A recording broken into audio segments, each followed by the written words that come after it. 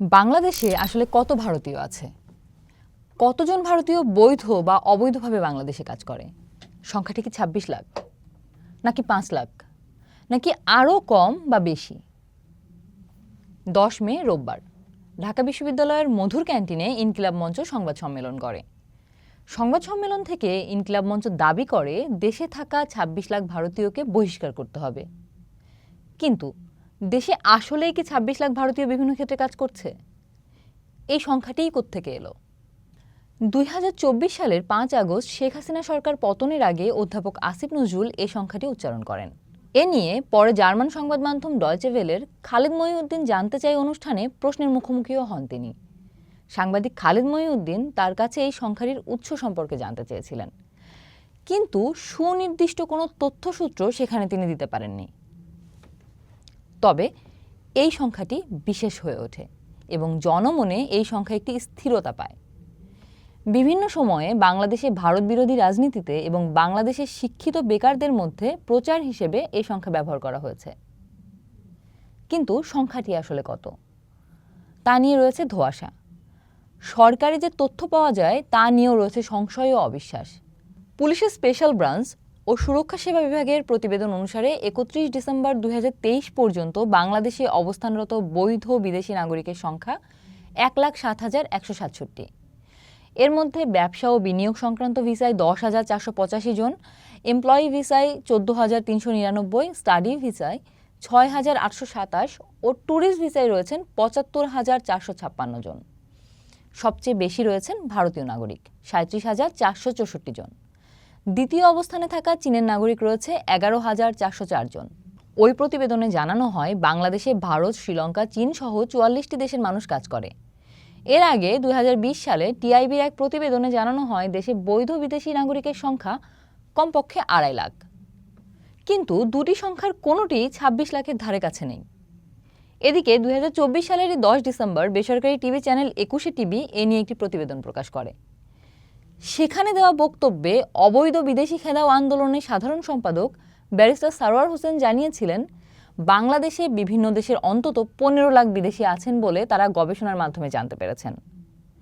যদিও একই বছরের ফেব্রুয়ারিতে একই সংগঠনের করা এক প্রেস কনফারেন্সে জানানো হয়েছিল যে দেশের বিভিন্ন ক্ষেত্রে ১০ লাখের বেশি বৈধ অবৈধ বিদেশি কাজ করছে। বিরাট বিপত্তি দেখা যাচ্ছে। আসলে সংখ্যা কত?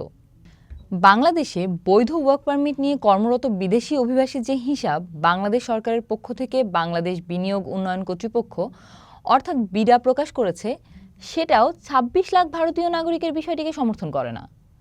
বিডার তথ্য মতে বাংলাদেশে ২০২১-২২ অর্থবছরে মোট ১৫,১২৮ জন বিদেশিকে বাংলাদেশ বিডা বৈধভাবে ওয়ার্ক পারমিট দিয়েছে। মোট ১০৬টি দেশের নাগরিকরা ওয়ার্ক পারমিট নিয়েছে। বিডার হিসাব মতে এদেশে বৈধভাবে কর্মরত বিদেশিদের মধ্যে সবচেয়ে বেশি রাশিয়ান নাগরিক ৩,৯৬৬ জন, তারপর ভারতীয় ৩,২১২ জন, এরপর চীনা নাগরিক ২,৩৪৬ জন। রাশিয়ার অর্থায়নে নির্মীয়মান রূপপুর পারমাণবিক বিদ্যুৎ কেন্দ্রের কারণে রাশিয়ান অভিবাসীদের সংখ্যাধিক্য সৃষ্টি হয়েছে। চীনা নাগরিকরাও বেশ কয়েকটি চীন অর্থায়িত প্রকল্পে কর্মরত। ভারতীয় অভিবাসীরা প্রকল্পের চেয়েও নানা শিল্প কারখানায় কর্মরত।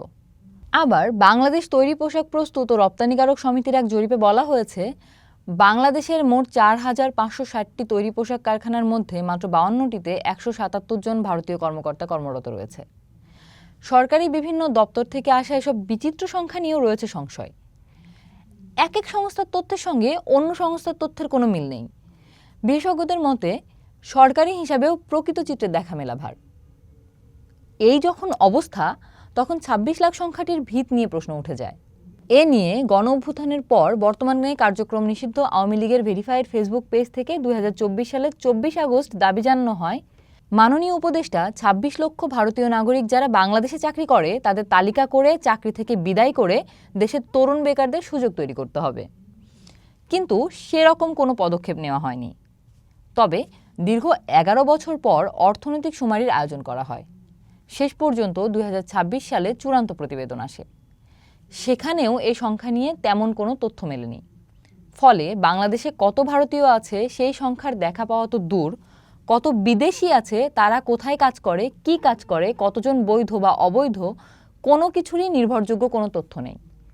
এই প্রেক্ষাপটে ইনকিলাব মঞ্চের সংবাদ সম্মেলনের মধ্য দিয়ে আবারও ২৬ লাখ ভারতীয় নাগরিকের এই দেশে থাকা এবং এখানে দেশীয় লোকের চাকরির হক মেরে কাজ করা ও বিলিয়ন বিলিয়ন ডলার দেশ থেকে চলে যাওয়ার প্রসঙ্গটি সামনে এসেছে।